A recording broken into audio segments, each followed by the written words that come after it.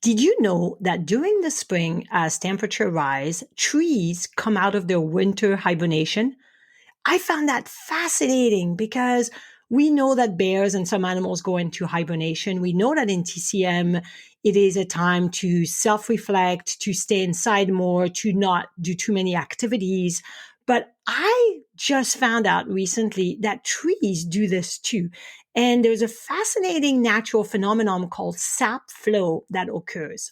Sap is the sugary liquid that circulates within the tree, and it starts moving from the roots to the branches during the springtime. Because during the winter months, when temperatures drop and daylight hours decrease, many trees hibernate, not all of them. But I'm in Canada and it gets pretty cold in winter. So it means their metabolic activity slows down significantly. At this time, the sap flow is minimal and the tree conserves energy to withstand the cold. Isn't that cool? So what is sap? Sap is the sugary liquid that circulates within the tree. It's kind of like a flow of chi, right? Or a flow of blood. It is the vital part of a tree's physiology. It contains water, minerals, and sugars. The primary purpose of sap is to transport nutrients and water through the tree. This is like blood in the human body. It's so cool. So during the spring, as temperature rises and the tree come out of their hibernation, the sap starts moving from the root to the branches to nourish the tree. Now in Canada, we have a lot of maple trees that are harvested for their sap in the spring to make maple syrup. Have you ever had maple syrup? I love it. When I go back to France, everyone always tell me, can you bring back some maple syrup? Because it's not available all over the world. It is very much a North American food. The sap collected from the maple trees is not initially very sweet. Typically, it contains about 2 to 3% sugar. So to make maple syrup, the sap is boiled down to evaporate the water content, concentrating on the sugars. It takes approximately 40 liters of sap to produce 1 liter of maple syrup. This is why real maple syrup is so expensive. Now, maple syrups contain high level of calcium, magnesium, potassium, iron, zinc, manganese, and B2. It also has antioxidant and probiotic for gut health. So although we're not going to eat a lot of sugar because it is high in sugar, it is really good for us. In today's episode, I'm diving into TCM Nutrition. This is why I was sharing this fascinating story. We're going to focus on the liver because it is springtime right now for the Northern Hemisphere, and we'll see where maple syrup plays a role for some liver patterns. I'm going to look at the symptoms and food recommendations for the 4 most common TCM liver patterns: liver qi stagnation, liver yang rising, liver yin deficiency, and liver blood deficiency. Each pattern offers unique insights into how diet can either hinder or support the TCM liver. I'm going to also share a special recipe that aligns with today's theme with some maple syrup. Stay till the end because I also have a free PDF I created especially for you that you can grab and you're going to love it. It's very useful. Plus, I have a personal story to share about my childhood, a time where I really tested my mom's patience and contributed to her liver yang rising. Welcome to AcuPro, a show dedicated to making Chinese medicine and acupuncture easy to grasp and fun to learn. Hi, I'm your host, Clara Cohen. I support practitioners and students like you in changing the world one patient at a time. My goal is to share my passion for TCM and empower you to achieve superior patient care. I love to showcase the amazing benefits of acupuncture because after all, acupuncture rocks. Before we start talking about each TCM liver patterns and their food recommendation, I just wanted to remind ourselves that each individual is very unique. And that's the key to healing in TCM. We treat the patient, not the disorder, always, right? We always treat the patient as a whole. When it comes to TCM nutrition, it is always tailored to the patient's pattern, environment, and stage of life. However, there are 4 principles that apply to everyone. First, the importance of eating food that are in season. This aligns our diet with the natural rhythm of our environment. And this is very TCM, right? We are going to be in harmony with our environment. Which leads me to the second, which is the value of eating local foods because they're fresher and they are in our environment again. Third, the practice of mindful eating. Everyone is eating so fast. My husband inhale food like my golden retriever Boomer. They just swallow, they do not chew. It is very important to educate patients on thoroughly chewing our food and avoiding distraction like working at a desk while eating, which so many people do. In France, we sit down and we take time to have lunch to eat. I think mindful eating leads to avoiding a lot of digestive issues. And fourth, considering our genetic background in our diet choices. For instance, I have a lot of patients that are from Korea or Japan, and a lot of them are lactose intolerant. They cannot eat dairy. And the reason is in their original country or genetic background, dairy is not commonly consumed. So when they move to North America, their body has a hard time digesting it because they're missing the enzyme. Does that make sense? So it's really important to eat in season, local food, mindful eating, and looking at the genetic background of our patients in order to tailor everything to who they are. Before we talk about nurturing our liver and managing its temper, because it has tendency to be irritable, right? We know that, or frustrated easily. Let me share a little personal story from my childhood that is sure to bring a smile to your face.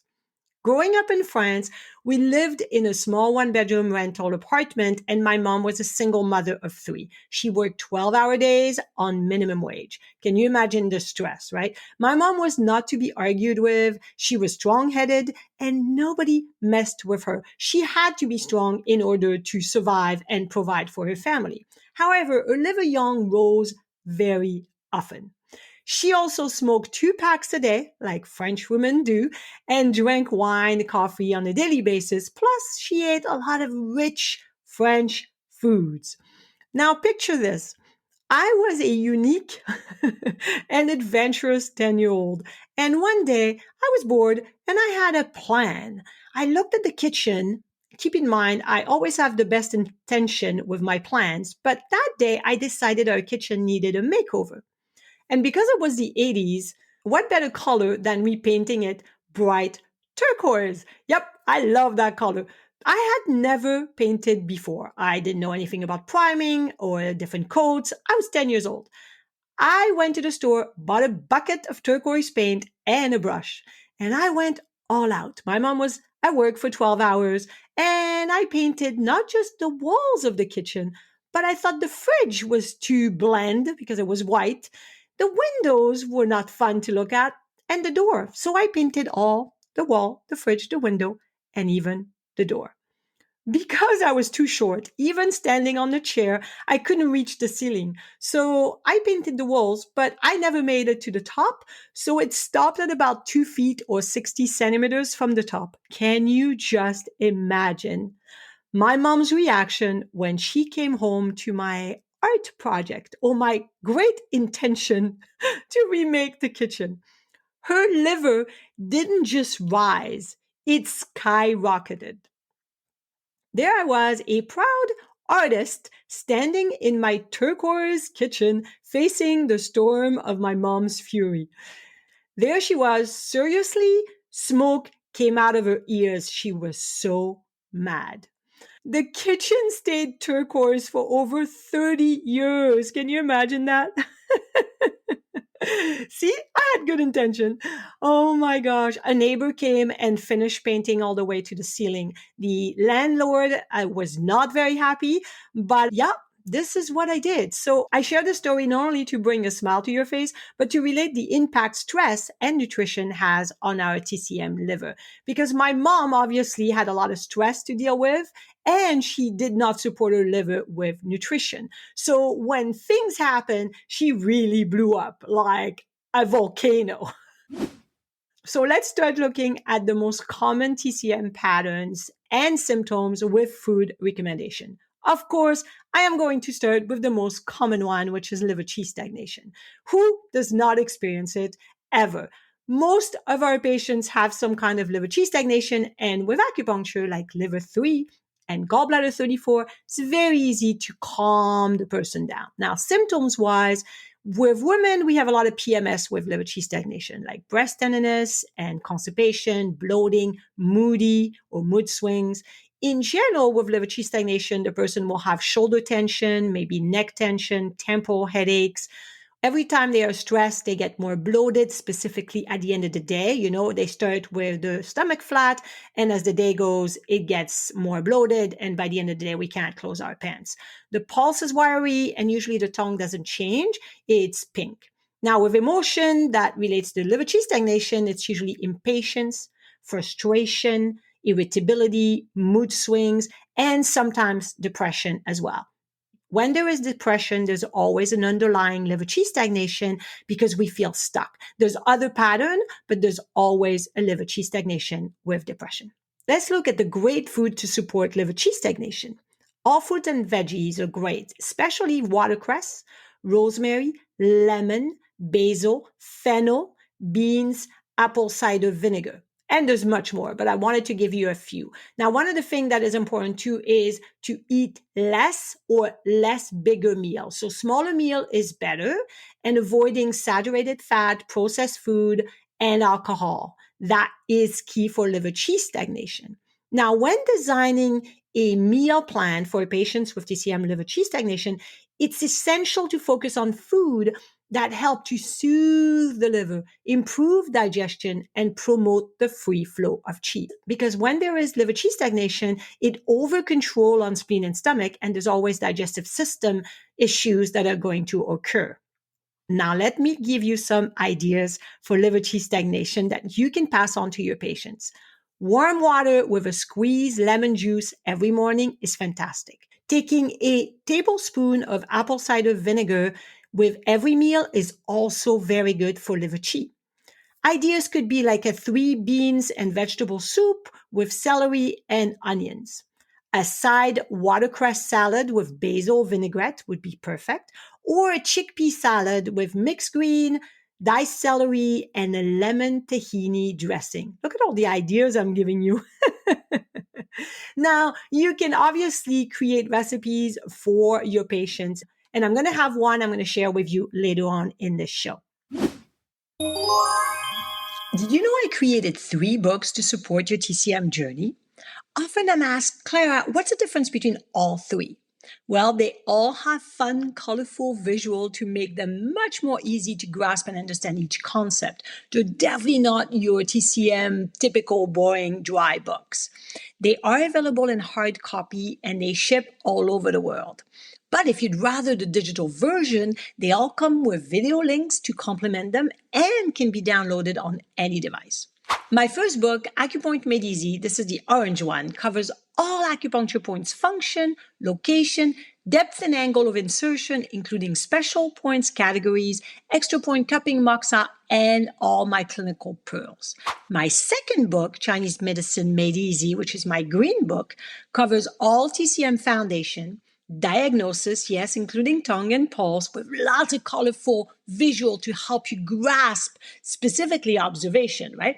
Case studies, and my digital fillable intake form for you to use with your patients. My third book, Chinese Medicine Treatments Made Easy, that's my purple book, covers all TCM treatments for 160 syndromes, including acupuncture points, herbal formulas, diet, ear acupuncture, and many other TCM tools. So you can have that book at your fingertips every day in clinic. It is a must for all practitioners. I provide sample for each of my books that you can download to see if this is really truly what you were looking for, because I want you to be happy with what you're investing in when you invest in any of my products. You can check out the links to all my books in the show notes below, or go to my website, acuproacademy.com, and on the menu tab, click the shop tab and get your copy today. Let's look now at the second most common pattern, which often starts from liver qi stagnation. It's liver yang rising. That's the next stage, right? So now we have pretty much the same common symptoms we talked about with liver qi stagnation, plus temporal headaches that is worse with stress and at the end of the day, and probably feels better with a cold compress. Red face, maybe high blood pressure, insomnia, that is the one where we wake up between 1 and 3 a.m., constipation, and the tongue would have red sides and the pulse will be wiry rapid. Emotions would be more than irritable, anger, rage, violent, aggressive, arrogance. This is like a volcano, right? We explode. So the best food now are going to be cooling. We want to bring the liver yang down. We want to cool the person. However, we don't want to make it too cold. So great food or lemon again, asparagus, dandelion. Now, dandelion is very cold, so we don't want to overdo it. However, in the spring, it's a really good food for the liver, Western and TCM liver. I know in North America, people don't eat dandelion salad, but in France, we do this every spring. We go pick up the weeds, because weeds are so good for you, the dandelion weed, and we make dandelion salad. Also celery, lettuce, cucumber, and tofu. Now, tofu is interesting. If it's really hard tofu, like the more firm one, that is much more cold than the soft one. The soft one is more cool because they add up calcium to make it harder or firmer, and that creates more cold. Does that make sense? So with liver yang rising, we want to avoid all meats because meats are very warm, specifically lamb. Lamb is very warm, at least during the spring and summertime, maybe not during the fall or winter. And we want to reduce alcohol, obviously, or eliminate it altogether, and spicy food. When designing a meal plan for patients with liver yang rising or liver fire, which is the next stage and is worse, it's important to focus on cooling and detoxifying food to help bring down that excess heat. So we can recommend patients to have a water bottle with lemon and cucumber slices infused water, and they can sip on it all day long. Having a salad of lettuce, cucumber, and or dandelion with a lemon dressing, perfect for liver yang rising. We can also recommend steamed fish, because fish is not as warm as meat, with a lemon and dill sauce. That is fantastic. Also, stir-fried or steamed asparagus with tofu. A green smoothie could be great in the summer and maybe in the spring, depending where the person lives. And the smoothies are very cold in general. We know that. But if someone has a lot of heat, we wouldn't do it for a long time. But just to bring that liver yang rising, we would put a green apple, cucumber, spinach, and lemon juice. It's perfect for a liver yang rising person or liver fire. The third most common liver pattern in TCM is liver yin deficiency. I see this a lot in clinic because I see a lot of women in menopause, and that's very common. So we have red cheeks, night sweat, insomnia, where we toss and turn all night. Also, the person is thirsty for cold drink, but they sip the cold drink. They don't gulp it, right? So it's sipping cold drink all day. There's also poor night vision, tinnitus, dizziness, and a thin rapid pulse with a red tongue, cracked with no coat. The emotion associated with liver yin deficiency is often irritability or nervous tension. Now, depression can also be part of liver yin deficiency. When there is yin deficiency, that means body fluid is deficient. So we need to lubricate and we need to nourish the yin. So we're going to look at flax oil, olive oil, tofu, seaweed, cucumber, mung beans, plum, watercress. So we want to cool, but also nourish. And then we want to avoid alcohol again and spicy hot food because we don't want to bring more heat, right? So when designing a meal plan for a patient with TCM liver yin deficiency, we want to have food, like I said, that nourish yin, cool the body, but support the liver. Starting the day with squeezing a whole lemon into a glass of water is perfect. Now, because we want to nourish the person, having overnight oats. Now, oats is very damp, so people that have spin qi deficiency or are very damp, it's not going to work for them. But a yin deficiency person is usually more dry. So we can have overnight oats made with flaxseed, chia seed, almond milk, and topped with peaches, because peaches are a little bit cooling, so that's perfect.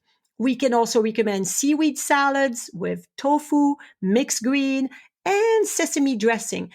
Sesame and seeds in general are very lubricating, very good for yin deficiency. Or a salad with avocado, sesame seeds or pumpkin seeds, and a lemon and flax oil vinaigrette. Aren't you hungry now? We can also encourage the patient to stay well hydrated with water, herbal teas, and, like I said, lemon infused beverage throughout the day. Now, before we continue to the last TCM liver pattern, in the show notes linked below, you can grab my free TCM Nutrition PDF I created just for you. It's a comprehensive food recommendation for all 5 yin organs patterns, not just the liver, but also the spleen, the heart, the kidney, and the lung. It's yours for free, so click the link below or go to my website, acupureacademy.com/12, which is the number 12, 1, 2, because this is the 12th episode. Okay, let's look at the last most common pattern when it comes to liver, which is liver blood deficiency. And I have to say, I see a lot of women in practice that are liver blood deficient because I treat a lot of women's disorders. The main symptoms of liver blood deficiency is pale and poor energy, poor memory, poor sleep. And the poor sleep is cannot fall asleep or take a long time to fall asleep. And then pale face, pale lips, pale nails, brittle nails that break very easily. Also muscle spasm, twitches, specifically eye twitch, problem with menstruation, maybe scanty menstruation, numbness, having tendency to wake up with the hand or the arm numb in the morning. That is because there's not enough blood circulation because there's not enough blood. Does that make sense? Also blurred vision or seeing spots. Emotionally, there could be depression, but also difficulty in focusing and very nervous or anxious. When it comes to food for blood deficiency, we want to nourish the blood with dark red, purple, and red food like beets, cherries, blackberries, black grape, purple cabbage, raspberries. And we want to avoid too hot or too cold food. We want to really recommend more neutral food. Does that make sense? So when designing a meal plan for patients with liver blood deficiency, it's important to focus on nourishing and supporting the liver and the blood. Some of the things I like to recommend are dried figs or dried dates with a handful of nuts as a snack because figs are high in iron. And although we want to remember that liver blood deficiency doesn't mean that someone is iron deficient or anemic, however, often they are as well. So it's a really good snack to have. Pumpkin and sesame seed snacks are really good as well. I recommend borscht soup. If you don't know what borscht soup is, it has beets and purple cabbage. It is from Eastern Europe and Russia area. It is very nourishing to blood. And then when we first started, I talked about I have a recipe for you. It is a baked salmon with fig and date glaze. And you can use either maple syrup or molasses because depending on where you are in the world, you may not have availability of maple syrup. It is a great recipe and you can find the link in the show notes. I hope you try it because it's so delicious and it's very nourishing to blood deficient patients. Another one I would recommend would be bone broth with lentils or red kidney beans and purple cabbage soup. Bone broth is really good for blood deficient patients as well. Remember, when it comes to TCM nutrition, we want to tailor it to each individual patient. Does that make sense? And remember, your TCM journey, whether you're a practitioner or a student, doesn't have to be walked alone. This is why I started AcuPro Academy. So go to my website for TCM resources, online courses, and make sure to grab your TCM Nutrition PDF, which is yours for free. Just check the show note for the link. If you found value into this episode, please subscribe or follow the AcuPro Show on your favorite podcast platform. Share this episode with friends, family, patients, or anyone you think would benefit from it. Your support means the world to me. And I'm so grateful you're listening to the AcuPro Show weekly and you're part of this TCM Rockstar community. Together, we can spread the knowledge of TCM that can transform lives. So no matter what, keep nourishing your body, mind, and spirit. Thank you so much for listening. And until next week, keep rocking it using TCM. Please listen to the disclaimer because the AcuPro Show podcast and material shared through AcuPro Academy, which is a subdivision of Natural Health Sense Incorporated, are designed solely for educational and entertainment purposes. The utilization of information from this podcast or any associated material is at the user's discretion and risk. This content is not meant to replace the guidance of an acupuncturist, Chinese medicine doctor, medical doctor, physician, or any qualified professional, nor is it a substitute for proper diagnosis or treatment. Users are strongly advised not to ignore or postpone seeking medical advice for any existing medical condition with their healthcare professional regarding any health concerns.